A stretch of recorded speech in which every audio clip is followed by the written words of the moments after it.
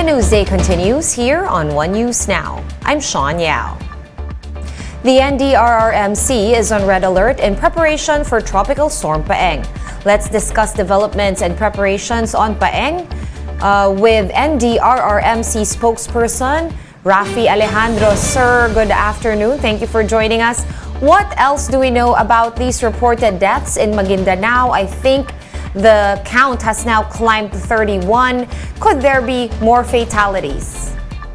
Yes, we are checking these figures now because we are coordinating directly with our regional office and other line agencies there to validate or confirm the reported 31 casualties as reported by the BARMM Minister for Interior and Local Government.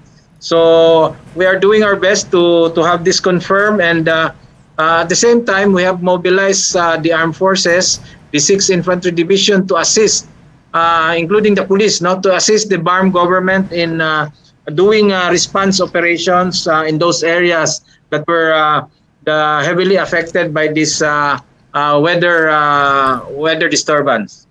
All right, so you're right. Of course, apart from Maguindanao, we've also seen around the internet photos and videos of flooding in Sultan Kudarat, as well as other places in Mindanao and the Visayas, like pretty intense flooding in Calibo, Aklan. Are we doing extra evacuations now that we have seen even before the onslaught of the actual tropical storm? Have you changed your plan in any way?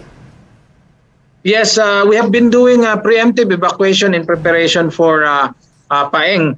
Right now, we have a figure of 4,975 persons or 1,400 families that were preemptively evacuated in regions 5 and 6. And as we speak, we are receiving reports that preemptive evacuation is also being conducted in regions 8 and other areas. And for the last 2 days, we have experienced itong the floodings brought about by the rains, brought about by this Paeng. And we have placed all our units on heightened alert.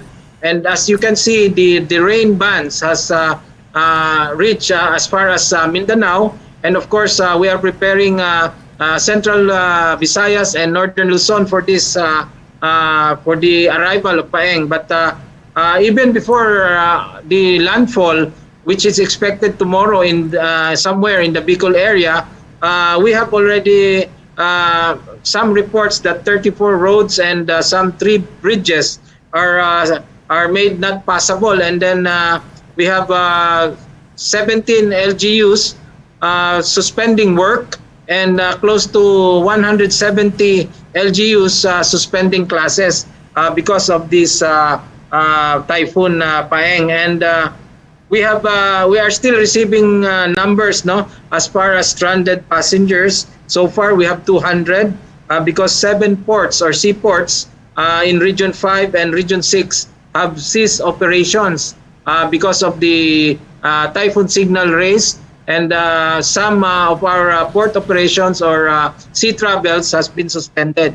So this will be a long haul for all of us because Paeng will make landfall tomorrow in the Bicol region, and then another landfall by Sunday morning in Quezon or Aurora area, and then it will exit in Dagupan and move north towards Ilocos Norte or Cordillera area before exiting our PAR. So we are really preparing for Paeng, and we have made special attention to areas that were affected by the earthquake 2 days ago. That is in Cordillera and Regions 1.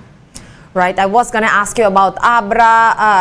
Are there any extra preparations given, of course, that they were just hit by a magnitude 6.4 earthquake earlier this week, and of course earlier this year a magnitude 7 earthquake? Along with that, Sir Rafi, a lot of the areas up north have been continuously slammed by all the typhoons, at least all the recent typhoons in the past couple of months. Have you identified like specific high-risk areas? How special are preparations, or how different are preparations going to be this time around? Yeah, this time around it's going to be a bit different, especially for northern Luzon, because as we all know, this is the fourth typhoon that will hit basically the same area, no, northern Luzon, by four typhoons plus an earthquake. So more or less, the areas are very vulnerable to landslides because of the earthquake, and then the softening of the grounds of some land mass area in the north, which will make them more susceptible to flash floods and landslides. So our MGB has made a list. No, we have identified several high-risk areas in regions Cordillera and Region 1, and we are making special advisories for them to really do some preemptive evacuations. All right, we appreciate the work. Thank you so much for your time and for taking our call. NDRRMC spokesperson, Asek Rafi Alejandro. Thank you, sir. Thank you. Quezon Province is also bracing for the possible impact of Tropical Storm Paeng. In the municipality of Atimonan, sailing and other sea activities have been prohibited. Classes in all levels in both public and private schools have likewise been suspended. Local disaster officials have assured residents that they are ready for possible evacuation. Meanwhile, the Office of Civil Defense in Bicol reported that some 3,000 people have already been evacuated. The agency is also working on securing communication lines in the regions, especially in Catanduanes. And in Cotabato, over 2,000 families have been evacuated due to floods. In an interview with One Balita Pilipinas, Cotabato Governor Emilu Mendoza said they were not able to conduct preemptive evacuations since they were not advised about the amount of rainfall from Paeng. Mendoza explained that some areas in Cotabato are prone to floods, especially during high tide. Floodwaters have started to subside in some areas, including the town of Pigkawayan. First time namin ito na hindi kami naabisuhan. Siguro talaga na rin ng climate change. Hindi ata talaga nakita na itong incessant rain na ito as early as 2 a.m. It caused flooding in the low-lying area. We're gonna pause for a quick break, but we will be back with more stories after that. Keep it here on One News.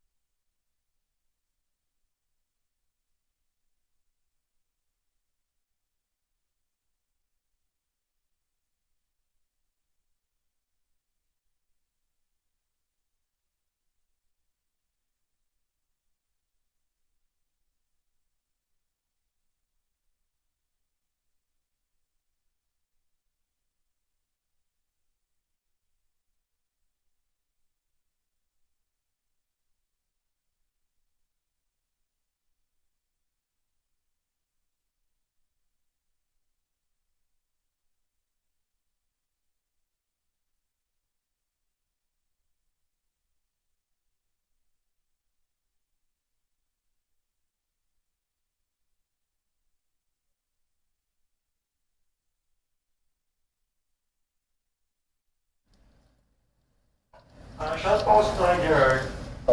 Hi, GDP. Hi, Sean. How are Hi, you? I'm good. How are you? Okay naman yung audio daw?